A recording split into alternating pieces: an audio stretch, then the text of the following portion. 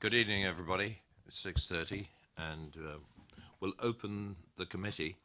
There are no members of the public. I'm assuming that all members and officers here know the evacuation procedures, so I'm going to skip those. I will confirm, though, that this part of the meeting tonight is being webcast. And mobile phones, usual rules, can you switch them off or turn to silent, please? First item on the agenda is apologies for absence and substitutions. Councillor Harvey. Apologies from Councillor Cooper this evening. Councillor Cooper, thank you. And there's a substitution. Councillor David Leaks, as most of us know, I think, is in hospital again. And Councillor Rattigan is replacing him this evening. There are no declarations of interest. We have no applications tonight, but in case anybody does have a declaration of interest. No urgent matters. Minutes of the meeting held on the 8th of August. I assume that everybody's had a chance to look at them. I know there's been a dialogue over one issue that's been satisfactorily resolved.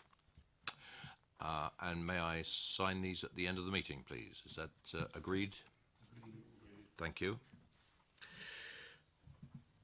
Now we'll go on to the, as I'll repeat, there's no applications tonight. There's the publication of the National Planning Policy Framework. I'm going to hand over to Mike. He'll explain to you why this meeting is convened, and this is the prime reason we're here, and Mike will explain why. Thank you, Chair. Yeah, I appreciate it's a slightly unusual situation whereby we have a report that isn't an application but still called in a committee, but it was felt that there were some points within the new MPPF which were pertinent to forthcoming meetings, some practicalities around things that we picked up at DC committee member training, but now obviously we've got the publication in there. It was felt appropriate to bring that forward. There's one in particular which I'll touch on in a moment. I'm aware that this report was effectively presented to EPH committee last Thursday, and there was the debate around the policy aspects of it, so I'm not intending to repeat those this evening, but I did want to focus on some of the development management issues that would be relevant to this committee, and there is one that is sort of time critical, if you like, around the October meeting. Specifically, and I'll jump right the way forward to paragraph 3.8 on page 28 of the agenda. There's reference in there to the development management process. The MPPF still emphasises the benefit of pre-application engagement, but it's still not mandatory. So we encourage and we do member panel briefings, as you know, as part of our pre-application process, but it's not mandatory.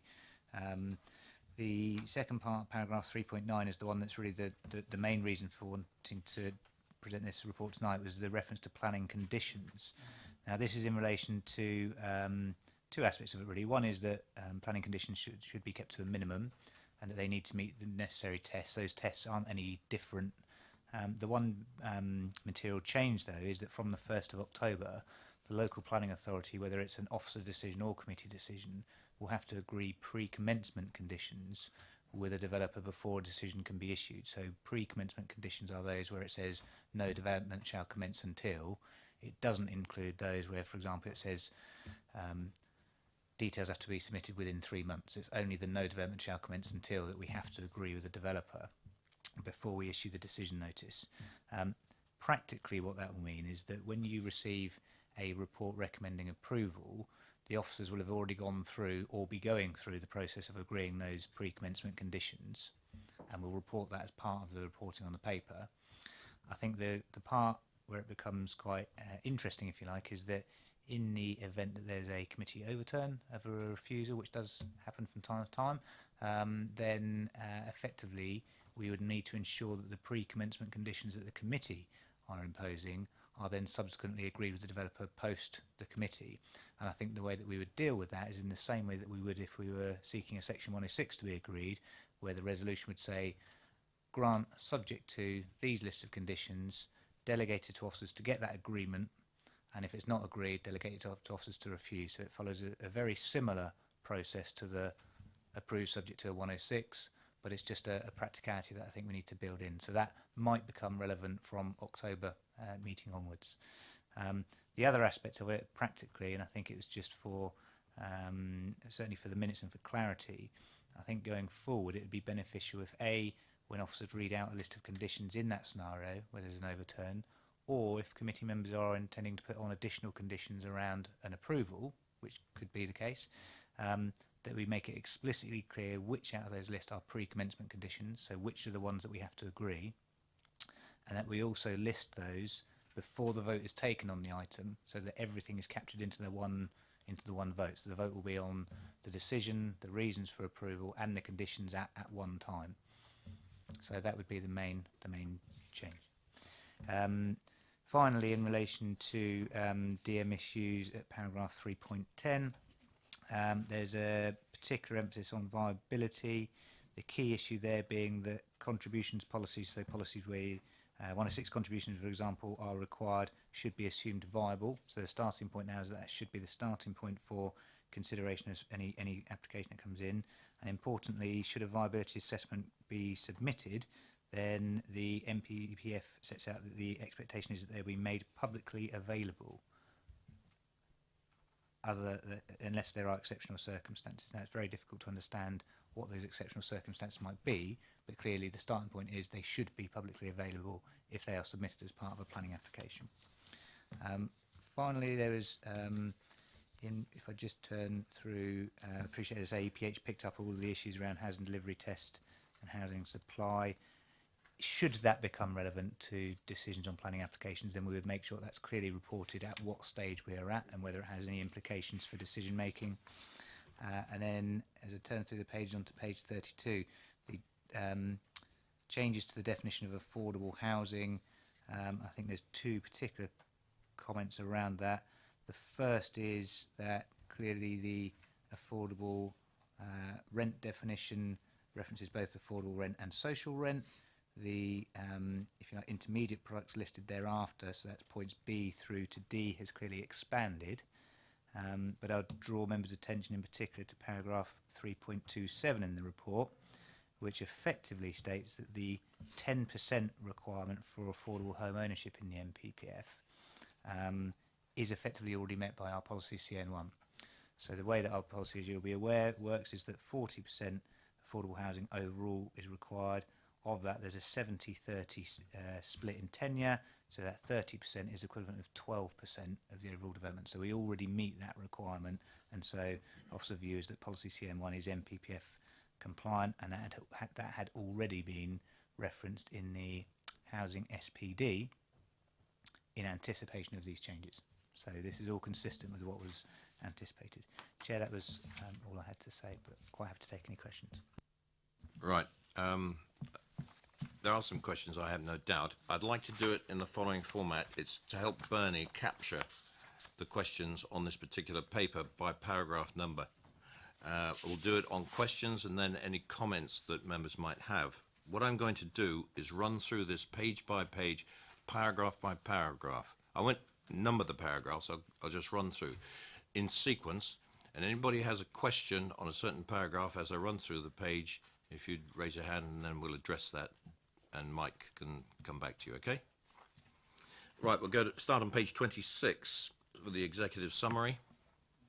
And I'm just going to talk until somebody wants to say something. Para 2, introduction NPPF. Para 3 on page 27 and its subsequent subparagraphs. Page 28. Councillor Goodison. Thank you, Chair. I'm curious. Right at the bottom of page 28, where it says the MPPF also suggests that local planning authorities should apply a condition to require development to begin within a shorter timescale than the relevant period, usually 3 years. What exactly does that mean in plain English? Thank you, Councillor. Yeah, so the default position is that any planning permission granted is subject to a 3-year time period, so that is to implement within 3 years. The MPPF makes clear that if there are particular circumstances, a planning authority can determine a shorter period for implementation. To put that into context, my only recollection within this borough recently was an appeal on the Beech Tree Close application at Oakley, if members remember that one, where the planning inspector did put on a 1-year time period for the submission of reserved matters. So it's just effectively trying to shorten the time period at which planning permission is implemented. Clearly it has no impact on how long the build out would be thereafter, but it's just the start on site. Carry on with that for a moment, if I may. What are the sort of circumstances in which the planning department might consider that they would ask for or recommend a shorter period? I think with all of these issues, I suppose it's difficult to predict those sorts of scenarios, but just referencing the Beech Tree Close one again, because it was one where it went to appeal, that was in a situation where part of the reason for allowing the appeal, the inspector found, because it was a significant contribution to the short-term housing supply position. So effectively there was material reason to shorten the time period for implementation. Councillor George. Thank you, Chair. Paragraphs 3.5 and 3.6, I'm particularly interested in this protection for neighbourhood plans less than 2 years old from speculative development. Could I just ask what happens after 2 years, number one, and how are they treated in terms of their part in the planning process? And secondly, in terms of increases or potential changes rather than in housing numbers, how can they be incorporated into the neighbourhood plans? Does it require rechanging it and does it require revising the neighbourhood plans, and how will that affect their adoption? Would they have to go through additional referendums and things like that? Thank you, Councillor George. Yeah, so I think the key issue on the protection or additional protection is that should a neighbourhood plan, should the borough find itself in a position on housing supply, then neighbourhood plans where that neighbourhood plan area can demonstrate a 3-year housing supply, where the neighbourhood plan has been adopted within the last 2 years and it has site allocations, effectively means that the presumption in favour doesn't apply to that area for applications received. But as the report records, there's a number of neighbourhood plans in this area where they are already becoming close to 2 years, so that protection would fall away. In that scenario, building on the second part of your question, if the protection falls away, it just simply means that in the scenario whereby if the presumption in favour of development was applying, so the borough doesn't have a 5-year supply, for example, then effectively the neighbourhood plan would be seen as part of the development plan as it does now. So it'd still be material, but the housing supply policies, just in the same way that the local plan housing supply policies would be considered out of date. So it'd be the same. In terms of the change in numbers, should there be a change in numbers, I think it's very difficult to answer. I think the only thing I could say is if it would have to be a material change, I believe, for there to be any impact on the neighbourhood plan. And that would then, I suppose, indicate whether it would need to be a full-blown review of that plan or not. But it's very difficult to predict without knowing what the amount of change would be. Councillor Harvey. Thank you, Chair. Just on that point, just thinking through the point about neighbourhood plans being a minimum and the context of having speculative development, it still wouldn't prevent a developer proposing a policy compliant development within one of our neighbourhood plan areas. And in that context, while it might be speculative development, we're still trapped with the neighbourhood plans being minimums. Therefore, providing we needed the numbers, providing there was scope within the envelope, that still would apply, wouldn't it? This still doesn't. I'm trying to understand what protection it does actually give in that context. Yes, if a planning application came forward during that time, but it was nevertheless still compliant with the neighbourhood plan, for example, it was proposing a planning application pursuant to a neighbourhood plan allocation, then that still follows the same process and can be considered in that light.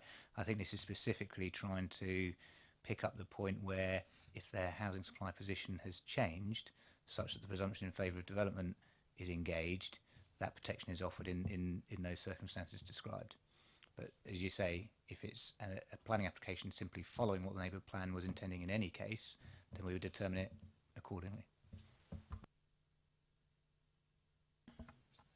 page 29, and that's Councillor Rattigan, followed by Councillor Westwood. Thank you. You've mentioned here planning conditions should be kept to a minimum. I think I would rather hope that that is always the case, if I'm honest. Anyway, are you likely to have a template, so things like working times, drainage issues, or build out the roads, or clear the sight lines, like a template, so they know they are always going to be in? How do you see that these conditions being built into the planning permission? Thank you, Councillor. Yeah, we do. There are some obvious ones, I suppose, which would typically fall within pre-commencement conditions. So the ones that clearly require early approval of details. So typically construction method statements to make sure that the site is appropriately managed and things like that. I think the process that we will seek to undertake is, as soon as we know that that type of condition is likely to be required, that we will communicate that to the applicant early in the process. So rather than necessarily wait until the point when we're at either decision or recommendation stage, if we know that earlier on, then we'd communicate that on the basis that if your application were to be approved, this is the condition that we would seek to impose, and seek to get an agreement at the early stage to avoid a longer determination period. Councillor Westwood. Yeah, thank you, Jamie. The same paragraph, really, same thing is my first question in relation to the conditions and the effect that could have on design of a development. It also talks in here about the changes from when a development is built, and not having any detrimental changes through that process. But I just wondered, obviously some of these changes are to assist developers to build more houses quicker. And I just wondered, is that going to be an inroad for them to say, well, we do less decent things on an estate or development by having less conditions? It probably isn't that, but I just wonder if it could be interpreted that way. I understand the point. I think the focus is really to ensure that local planning authorities consider carefully whether a condition really requires details to be submitted prior to the development commencing. So, typically, for example, if you were to say landscaping, that's highly unlikely to be required as a pre-commencement condition, because it's going to be something that can be approved as the development goes forward, because it's likely to be done towards the end of the development. On the issue of design quality, I don't think it will water down or dilute that. I think, if anything, the NPPF, and I appreciate it's covered later on, we haven't got there yet, but emphasises design quality and build quality more. And I think that's a very clear remit for planning authorities to be mindful of that, both in decision making and in applying conditions. So I think it's simply trying to ensure that we don't put on pre-commencement conditions when they're unnecessary to be pre-commencement. It doesn't necessarily remove the requirement for the condition in the first place. And my second one was, it's probably going to be picked up in the appendix, but it talks about viability. And in the appendix, it talks about decision maker to determine the weight to be given to viability evidence. Obviously, if it's a delegated responsibility, that would be down to officers, and if it's us as a committee, that could be down to us. So we determine that, do we? How can that be interpreted? Yeah, I think that's in some ways it's reflecting what happens in any case. I think it's just clarifying that point. It's saying that if a viability assessment is submitted, then it's up to the decision maker to ensure that they're satisfied that the evidence brought forward by that viability assessment is robust, and then to weigh that accordingly within the balance of other issues that you bring into your decision. So it might be a material issue in your minds. It might not be an overriding issue. It really will depend on the circumstance of the case. I'd like to make a comment on that, because some of the committee weren't on the committee at the time. We have, as a committee, addressed viability when it drove a change to the housing mix, and it happened in Sheffield Park. And Crowdhouse had to bring a proposal back to this committee for decision. And so we have, in the past, got a track record of assessing and listening to the argument for viability driving a change in approved permissions. So it's there. Councillor Rattigan. Can I move now to 310, if that's at all possible?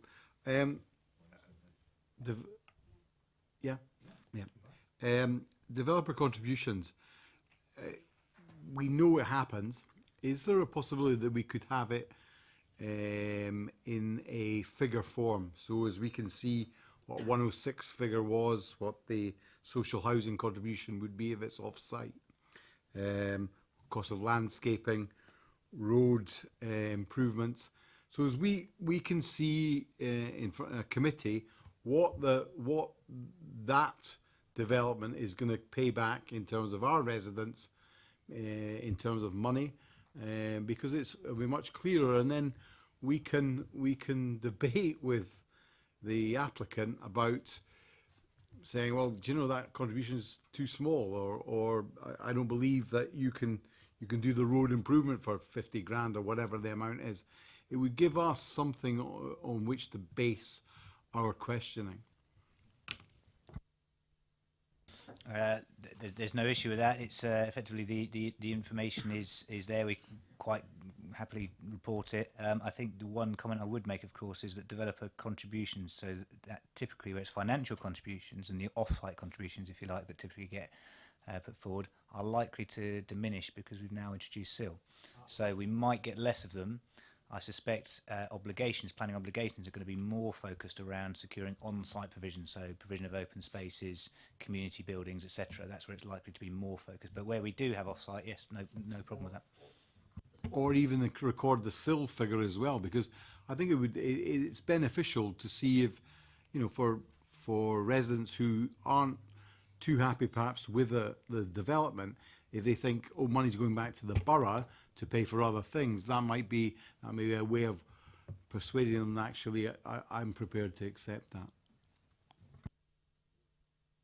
I think the SIL figure is difficult simply because if it was an outline application, for example, because it's a floor area calculation, you might not know the size of units at that point, so you wouldn't be able to calculate it at the time of reporting the decision to grant planning permission if it was in that scenario an outline. So I think that would be difficult. I'd like to make a comment addressed to Mike. What I think the members are looking for here is some transparency, and it's something that I've felt the frustration over the years I've been involved in DC, and I suspect other members have also, is that we and I think our residents really deserve that kind of transparency about what's going on in these developments, and to see they're getting the right kind of community resources and support from the developers as they go on with these developments. Yes, still, I think you've got to accept that until we get the details of the floor areas, but notwithstanding that, it should come out and be available for that matter, as transparency. Councillor George. Thank you, Chair. I'm sorry to go back to 3.9 again. I'm just interested in the is there a scenario here where basically a developer and the LPA will not agree on preconditions, and so what happens? Who has the upper hand? Is there a mediation process? What happens there? Thank you. That's a good point, which is one we've been debating ourselves. So I think that the intention is to ensure that a dialogue has happened, and I would assume there could be a scenario whereby a developer puts forward a case where it's not really a pre-commencement condition because of these particular issues, no different to any other negotiation during the planning application stages about different parts of the scheme. I would hope that we wouldn't put forward pre-commencement conditions unless we felt it was absolutely necessary, because this is what this is really challenging us to do. In the scenario where effectively there is not agreement, then logically, because we would be saying the pre-commencement is necessary to make the development acceptable to meet the tests, if there was no agreement on it, then the only logical outcome would be a refusal of the planning permission. But one would hope you don't get to that stage, because there should be that discussion and dialogue beforehand. But Councillor Potter. Thank you, Chair. I think I'm encouraged by paragraph 310 and the notes written by officers really. I mean, we've long argued, I think, as you were saying, for this increased transparency, I think, in regard to viability, and public accountability in that regard as well.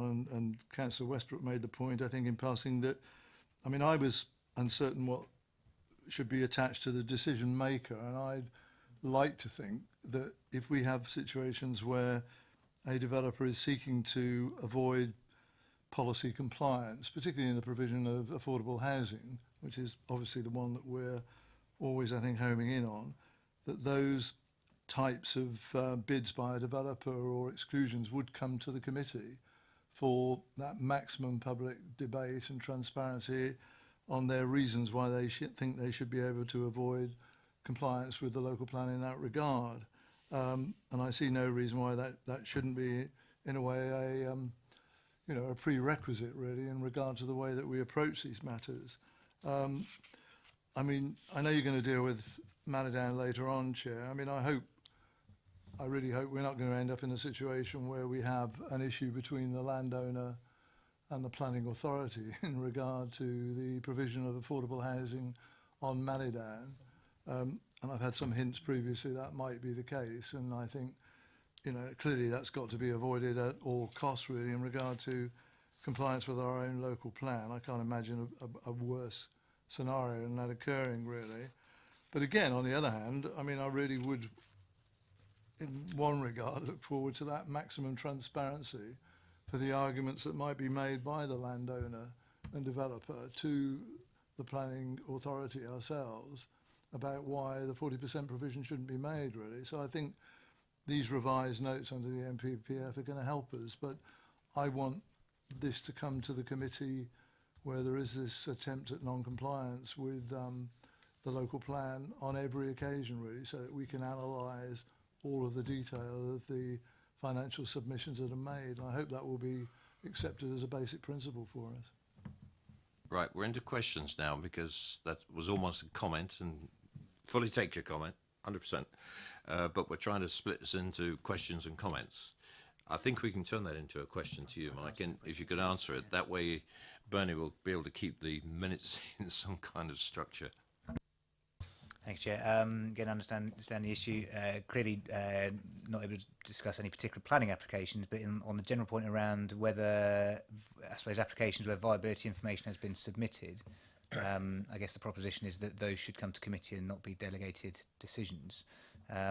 Certainly where, so ultimately it's a constitutional issue. I'm sure Wendy can add to this if required, but it's a constitutional issue in that officers are delegated to make decisions subject to a number of criteria. One of those is that if the development is a genuine departure from the local plan, then it needs to come to committee in any case. I think it will really depend on the context of the viability information submitted and the level of degree at which the departure from policy, if there is any, came forward. But certainly, if there was a departure from policy, then the onus is that it comes to committee in any case. Any more questions on page 29? Councillor Harvey. Thank you, Chair. Just picking up that point, I'm just thinking of scenarios. We encourage pre-application engagement, and you would hope that a developer with a viability issue would be discussing that with yourselves at that stage. But just thinking through a scenario where a developer has already submitted an application, and at that stage viability is not an issue, but during 13 weeks, during the period that it becomes an issue and the developer realises, for whatever reason, that they seek to challenge the officer's view on affordability, how does the policy help us deal with that, in the sense that you are within an assessment period, you are approaching a committee date, no doubt, you are receiving viability information as a result of the developer suddenly deciding they have a viability issue, rather than at a pre-app stage where they are genuinely approaching you with, right, in these circumstances on this site in particular, these are our realities. Thank you, Councillor. I think we'd deal with it in the same way as any other submission of material information during the application. So if it's changed information, additional supporting information, or information amending the planning application, then we would take a view as to whether it needed to be consulted upon as a first point.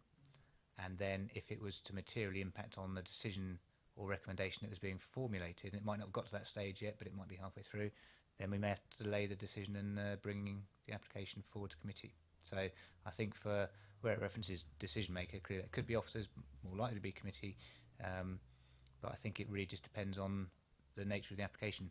Whether it comes in at the start of the application or during, I think it's really at the point of decision that the decision maker, whether it is officers or committee, need to satisfy themselves that the right assessment has been made of that information and that it's been given the appropriate weight at that time, either way.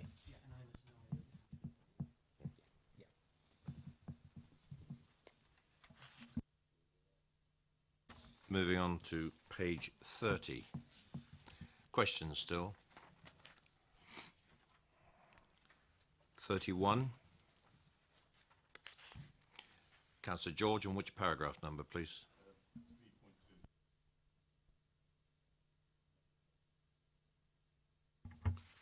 Thank you, Chair. Yes, I'm just very much interested in the smaller sites. As you're probably aware, for neighbour planning purposes, 10 sites or less is not considered material, and I guess the same is for Basingstoke and Dean Borough Council in terms of local plans. How do we make sure that these smaller sites are included within the plans going forward, if that's the MPVF policy now, and how do we police all of that? Thank you, Councillor. I think this is more of an issue for when should any local plan review be taken forward. So it's more about ensuring that the housing, 10% of the housing requirement is achieved through smaller sites. So in terms of the allocation of sites, ensuring that that is planned through the local plan appropriately, and those smaller sites come forward as part of the overall spatial strategy. So it's less about sites coming through planning applications. It's more about ensuring that it's appropriately accommodated through the local plan.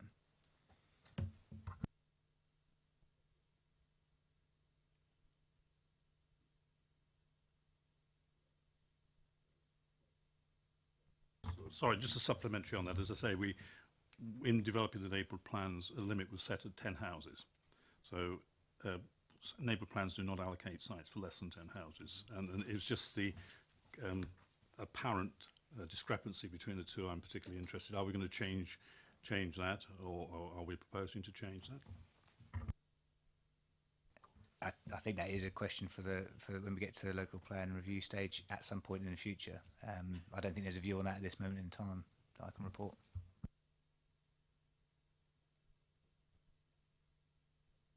Page 32. 33.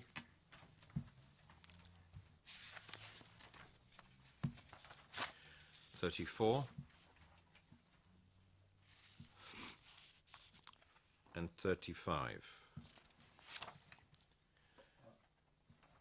Councillor Radigan. As I pointed out in my last committee meeting, on 333 about design and spatial standards, how are we going to incorporate them in this document? Where will we get the information? If we have something in front of us that says this is 50% greater than the spatial standards, or it's 10% less than the spatial standards, are we going to have that information when we see papers? Thank you. Yes, certainly if you require that information on a particular planning application, we can provide it, because clearly planning applications would be required to have that information in terms of scale plans, etc., coming forward. So yes, we can report that where it's relevant.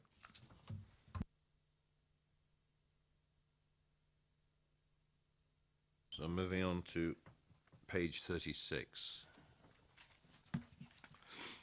The only thing I'd like to just note that 12.1, this report is providing as a briefing for information. It's been provided as from officers as an extract from the bulk of the MPPF and the relevance of it to the way that Basingstoke and Dean addresses the MPPF and the common issues that we come up with, certainly as far as the committee is concerned. We'll mention the appendix, the the tables that come thereafter, they are straight extracts from the MPPF. Now, I don't know what you're going to do with them. They're going to go in the back of my briefing book here for my own personal reference at any one time, and they're essentially the extracts from the MPPF. They are what they are. I don't think we need to go through them with interpretation. That is, I consider, a very useful reference to me when I'm reading reports, and I can mark it up as I deem necessary. If something comes up, I can refer back to it. Unless somebody's got a burning comment to make from any of the tables, but they are what they are. But Councillor Westbrook.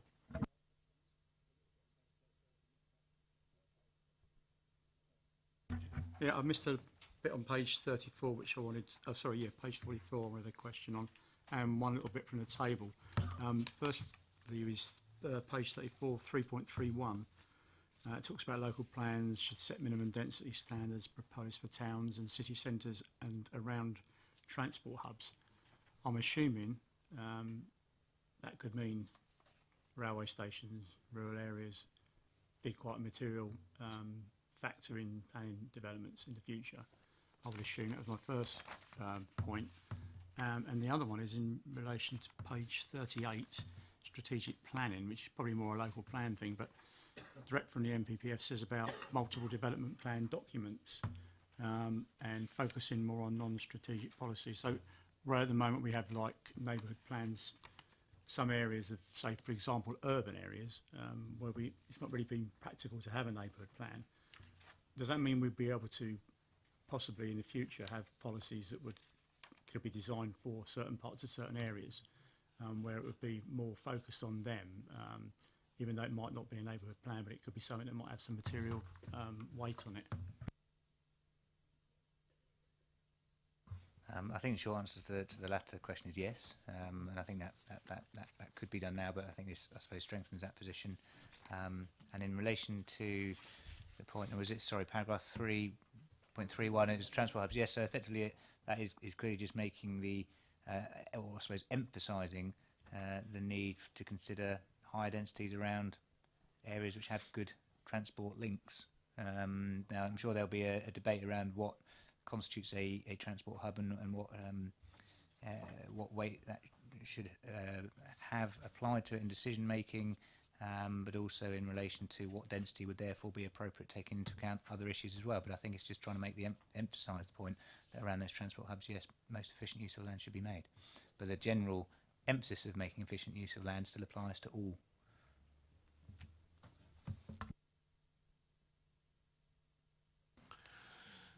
Any more questions? Right, now we can go on to comments. Now, the onus is now on you. If you want to comment on any of the pages up to the tables, would you please identify the paragraph number and your comments so that Bernie once more can put them down as comments as opposed to questions to officers. And please begin. I'll note names if you want any particular comments to be recorded. I think a lot of it's been said. You're right, Councillor Harvey. I feel that most of the comments have been addressed through the questions, and there's no limit to this. It's just a venue now that we can capture any comments you want. They would go into the minutes. Councillor Harvey. I mean, to be honest, Chair, I've got more policy questions that are EPH and local plan related than I do necessarily DC related. In that context, I shall behave myself. Because if he started to go into policy, as I was chair of that committee in a couple of guises for 3 years, I would have referred you back to that committee. Okay. Mike, have you got anything else to add? Right. If that's the case, you have this for information. Don't think there's anything else in the site. I'm going to call this meeting closed. I'd like you to remain seated. And officially, we close the meeting at 7:06.